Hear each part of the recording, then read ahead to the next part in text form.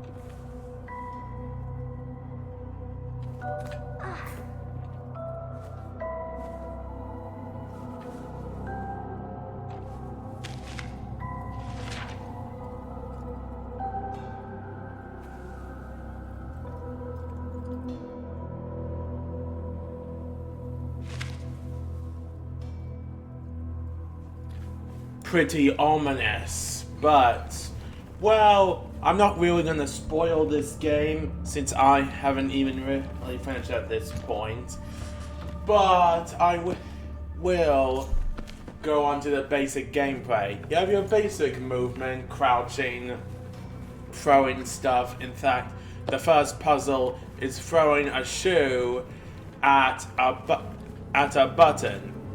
And of course, since this is a horror game, there's a lot of horrifying elements. Though, there are some unique features to this game, and I'm gonna show them off now.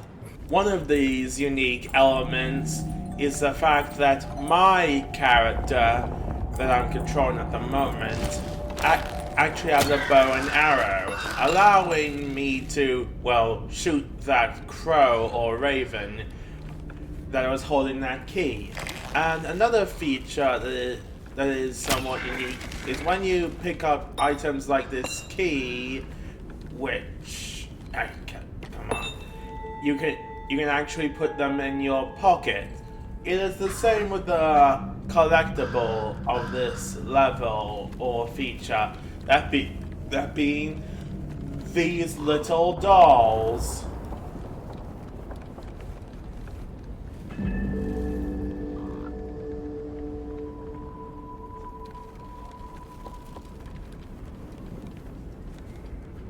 I wonder what they will unlock later on. But anyway, with you two together, you can push this large brick thing out of the way.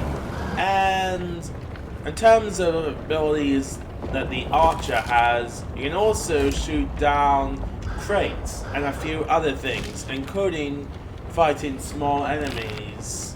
However, before we go into that, let's go into what our other character can do.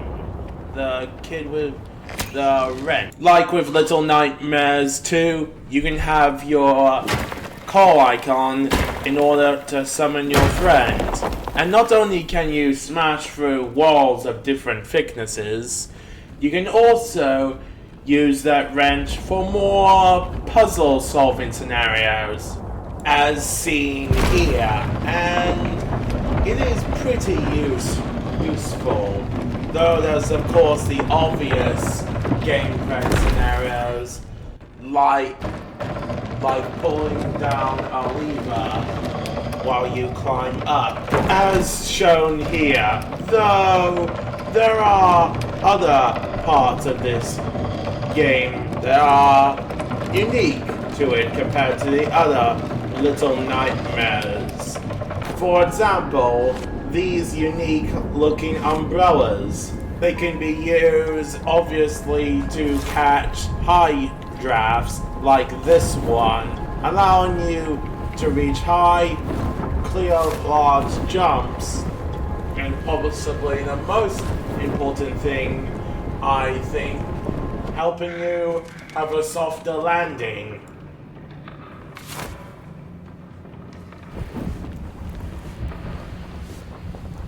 As shown here. And yeah, it's pretty nice. Now let's get into some enemies. And also you can work together to crush these floorboards. The first enemy in this desert town is this giant baby who, well, not only just being a literal kaiju, has a special effects. And no, it is not me dying there. And also another thing on dying, if either one of you dies, it counts as the same thing, so you have to work together. There are also these little air vents, but they're not really that important, just something to point anyway. Here's the actual first attack you have with this gigantic baby.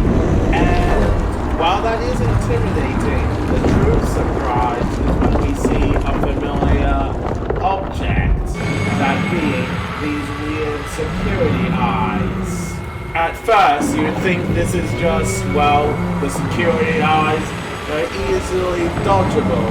However, not only is there only one so far, but as soon as you step on this plate, the truth is revealed. That creature is mechanical.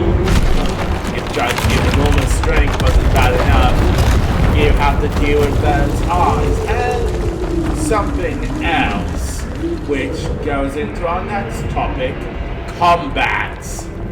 Though, if we're being very specific, combat is only initiated against really small enemies. Nothing like that giant baby. A good example is, well, you notice those eggs? Well, they're actually laid by some very large scarab beetles, which were quite annoying, to be honest. But they're not the only enemy that has to have two characters fight. Though the other enemy, this weird doll thing, is a bit more creepy.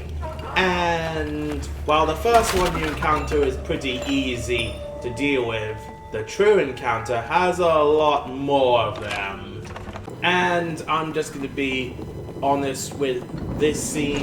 I actually managed to defeat all of them in one try, which wasn't really that hard, to be totally honest. Just shoot them if you have the bow wielding character, which will probably get the names of these two pretty soon, and have the other kids smash their heads in.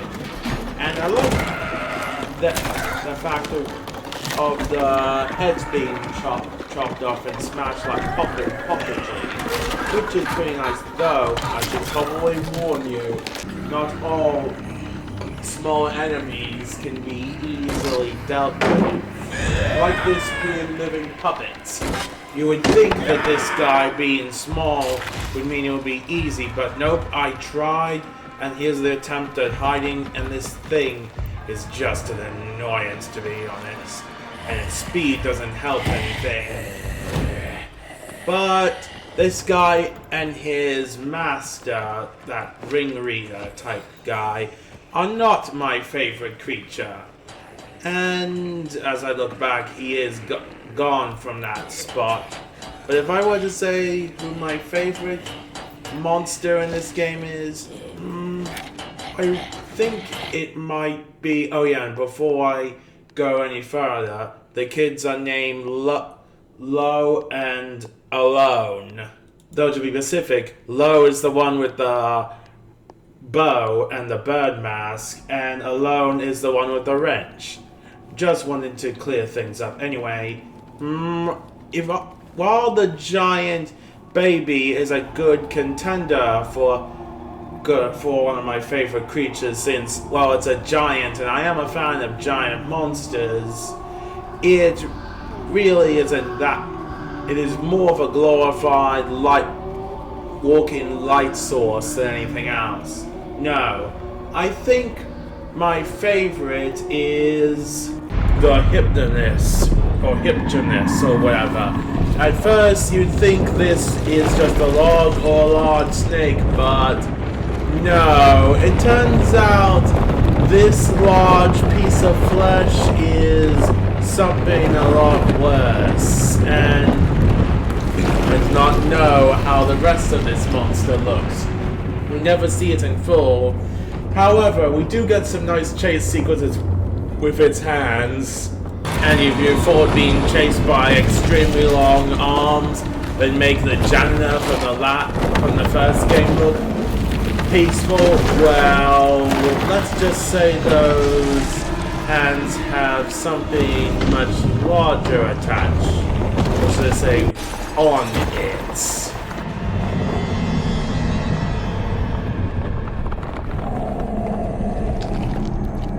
I thought this game cannot get any more creepier. And yeah, those hand eyes are not only there to make it more creepy, but to give a target. After all, my character, I think her name is... Flo does have some archery, however, that's not the only way to deal with this guy. It turns out these bells also do a significant amount of distraction to this psychiatrist, and I find him quite annoying. But in terms of the other method, oh yeah, here's what his face actually looks like. I think he is supposed to be that psychiatrist from one of the books, but I do not know precisely where he comes from. Anyway, that is pretty much everything I want to show off in Little Nightmares 3. And before you ask, yes, that is the final boss, but he's not the only danger in here. There are also the patients that this psychiatrist has, but I think the large plants are more interesting, to be honest. And that is everything in Little Nightmares 3. Well, at least with the base game, there is still some interesting DLC, but I think I will review that later. And there are a bunch of costumes, and if you want to know what happens when you collect all the bottles, well, I should keep that as a secret. But anyway, like, comment, and subscribe, and maybe next time we'll have a look at that other game similar to Little Nightmares with some reanimals. And have a good night. And don't let the monsters eat you at night. Also, this is a late Halloween video, if it is not shown quite obviously. Bye.